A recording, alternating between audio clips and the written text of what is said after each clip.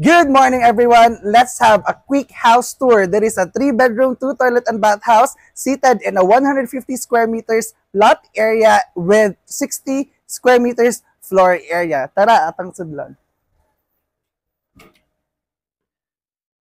So this is one of our listings nga nindot kaayo siya pagka-develop na especially sa iyang interior, and look at how they place all of the dining table, the living area, and how they set up everything. Kay although this might be quite small house, pero grabe kaayo ka-efficient ang ilahang develop or pag-design sa iyahang spaces. So this is very efficient all in all. By the way, this house is sold in a fully furnished manner, meaning tanan nakita ninyo diri is inyuha na once you buy this house. So naa na siya mga appliances such as kanang televisions, and then the refrigerator and everything that you can see here. And tanawa sa ang cove lighting. Diba? And then, ang iyahang mga suga. So, let's check first the master bedroom, guys. Kaya nindot kayo siya pagka-develop yun as in, tanawa na good, iyahang pagka-design is such like a hotel-like nga pagka-design because their goal is one of the buyers here or mga investors, especially those who would like to start their transient rental business or Airbnb, upon buying this house, pagkaugma na yun, pwede na nila siya i-rent out because it's really ready na gid siya. So this is the toilet and bath of the master bedroom.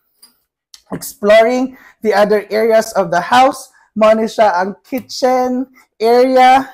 Open gihapon siya because doon po siya sa living and the dining. So yun, here is their common toilet and bath, which we can consider as the second toilet and bath of this house. So yun, look at how they arrange even the simplest details kay pang Airbnb na gid siya. Going through our second bedroom, which is this one. This can quite small but can accommodate 2 persons if inyo siyang i-double deck. Here, in our third bedroom, larger than the second one, and medyo similar siya og size sa master bedroom. So, yun. Even the kanang wall nga mga paintings na ginabutang, very smart kayo nila pagka-develop, no?